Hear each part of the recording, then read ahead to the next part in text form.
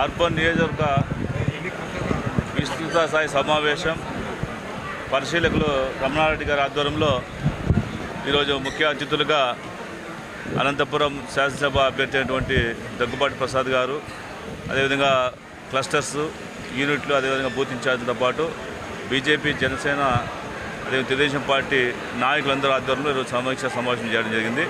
ఈ సమీక్షా సమావేశం ద్వారా కేవలం 25 రోజులలో మనకు ఎన్నిక రాబోతుంది కాబట్టి ఆ ఎన్నికల్లో మన బూత్ ఇన్ఛార్జీలు కానీ నాయకులు కానీ ఏ విధంగా కృషి చేయాలి, ఏ విధంగా ప్రతి ఒక్క ఓటర్ని మనం కలవాలి, తద్వారా తెలుగుదేశం పార్టీకి మనం ఓటు వేయించుకొని తప్పకుండా ఈ ఎన్నికల్లో అనంతపురం జిల్లా వ్యాప్తంగా ఉన్న 14 నియోజకవర్గాలతో పాటు 2 పార్లమెంటు సభ్యులు కూడా గెలిపించుకోవాల్సినటువంటి బాధ్యతని ఒకసారి ఈరోజు గుర్తు చేసుకుంటూ ప్రతి ఒక్క కార్యకర్త కూడా కష్టపడి 5 సంవత్సరాల పాటు ఈ యొక్క ప్రభుత్వంలో అరాచకాలను ఎదుర్కొంటూ అనేక కేసులు కూడా పెట్టుకుంటూ ఈరోజు పూర్తి స్థాయిలో కార్యకర్తలంతా పనిచేయడం జరిగింది. కాబట్టి ఈ 25 రోజులు కూడా అదే స్ఫూర్తితోటి పనిచేస్తూ ప్రతి వార్డులో ఉన్నటువంటి ప్రతి ఇంటికి కూడా ప్రతి గడప కూడా వెళ్ళి అవసరమైతే 5 సార్లు కాకపోతే 6 సార్లు వెళ్ళి వారి ఓటుని అభ్యర్థించమని, అదేవిధంగా అక్కడ ఉన్న సమస్యలు కూడా ఆ వార్డులలో ఎవరైనా దౌర్జన్యాలకు పాల్పడతారా, ఒకవేళ రౌడీ స్టేటర్లు ఉండి వీళ్ళందరూ ఇబ్బంది పెడతారనే విషయాన్ని కూడా వాళ్ళ ద్వారా తెలుసుకోవాలని చెప్పేసి ఉద్దేశంతో ఈరోజు కార్యక్రమం ఏర్పాటు చేయడం జరిగింది.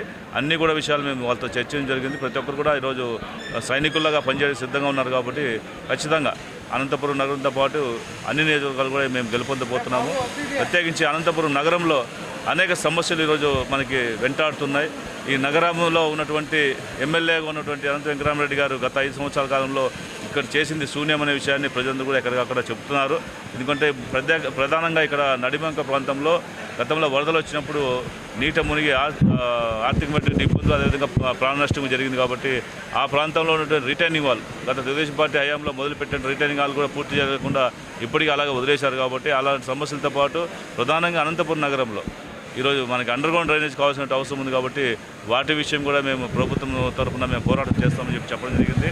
మా మేనిఫెస్టోలో కూడా ఆ విషయాన్ని మేము తెలియజేస్తూ ఈ నగరాభివృద్ధిగా కాదు, అనంతపురం నిత్యం కరువు కాటకాలతో ఉన్నటువంటి జిల్లా కాబట్టి ఇక రైతన్నలు ఎదుర్కొన్న సమస్యలు కావచ్చు, నగరానికి రావాల్సినటువంటి నీటి సమస్య కావచ్చు, ప్రతి ఒక్క సమస్య మీద మేము స్పందించి పోరాటం చేస్తామని చెప్పేసి వారికి ఈరోజు ఈ సందర్భంగా తెలియజేయడం జరిగింది. కాబట్టి అందరూ కూడా ప్రతి ఒక్కరు ఈరోజు ఎన్నికలు ఎప్పుడు వస్తాయా, ఎప్పుడెప్పుడు ఎన్నికల్లో ఓటు వేద్దామనేటువంటి ఆలోచన ఈరోజు ప్రజలు, ముఖ్యంగా మహిళల యువత కూడా ఈరోజు ఆలోచన చేస్తున్నారు. ఎందుకంటే మహిళలకి ఎన్నో రకాలైనటువంటి సంక్షేమ కార్యక్రమాలు గత ప్రభుత్వంలో మేము అందించినప్పుడు ఈ 5 సంవత్సరాల కాలంలో కేవలం వాళ్ళని ఒక ఓటర్లుగా చూసిన తప్ప వాళ్ళకి రావాల్సినటువంటి నిజంగా న్యాయంగా రావాల్సినటువంటి మహిళకి ఎటువంటి సదుపాయాలు కల్పించలేని పరిస్థితి ఈరోజు ప్రభుత్వం చూస్తున్నాం. కాబట్టి వాళ్ళందరూ కూడా మేము చెప్పే సూపర్ 6 పథకాలు, ప్రత్యేకించి మహిళా శక్తి ద్వారా ఇచ్చేటువంటి 3 సిలిండర్లు ఉచితంగా ఇచ్చే సిలిండర్లు కావచ్చు, అదేవిధంగా 18 సంవత్సరాలు ప్రతి మహిళకు కూడా నెలకు 1500 రూపాయలు ఇచ్చే విషయం కావచ్చు, అదేవిధంగా ఇంట్లో పిల్లలు చదువుకొని ఎంతమంది ఉంటే అంతమంది కూడా తల్లికి వందనం కార్యక్రమం ద్వారా సంవత్సరానికి 15,000 ఇచ్చే కార్యక్రమంతో పాటు బీసీలు, ప్రత్యేకంగా బీసీలో ఉన్నటువంటి మహిళలు కావచ్చు, పురుషులు కావచ్చు 50 సంవత్సరాల నుండి ప్రతి ఒక్కరికి 4,000 రూపాయలు పెన్షన్ ఇచ్చే కార్యక్రమంతో పాటు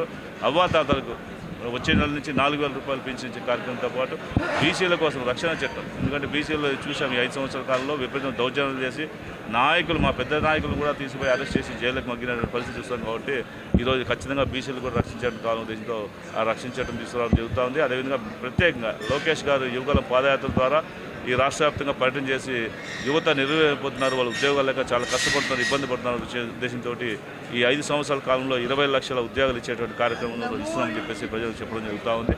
అదేవిధంగా రైతన్నల కోసం ప్రత్యేకించి తొలకరి చేలు పడ్డప్పుడు రైతన్నలు విత్తనాల కోసమో లేకపోతే ఇతర వర్షాధారంగా పంట వేసేటువంటి వాళ్ళకి కనీసం అంటే డబ్బులు కావాల్సిన అవసరంలో ఇళ్లను తాకట్టు పెట్టడం, లేకపోతే బంగారు కుదువ పెట్టడమో చేస్తున్నటువంటి పరిస్థితుల్లో గుర్తించి ఈరోజు మా నాయకుడు చంద్రబాబు నాయుడు గారు వాళ్ళందరూ కూడా ప్రతి సంవత్సరం 20,000 రూపాయలు రైతన్నలకి డబ్బులు వేసేటువంటి కార్యక్రమం తీసుకురాబోతున్న విషయాన్ని కూడా మేము చెప్తున్నాము.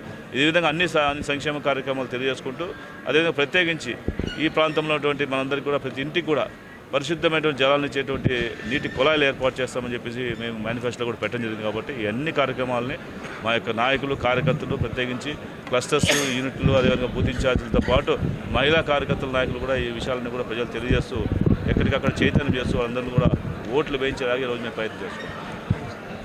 సమస్య లేని ఇల్లు ఉండదు, పరిష్కారం లేని సమస్య ఉండదు. బంధాలు గొప్పవి, బాధలు చిన్నవి. మీ సమస్యని మేము పరిష్కరిస్తాం. రండి మాట్లాడుకుందాం.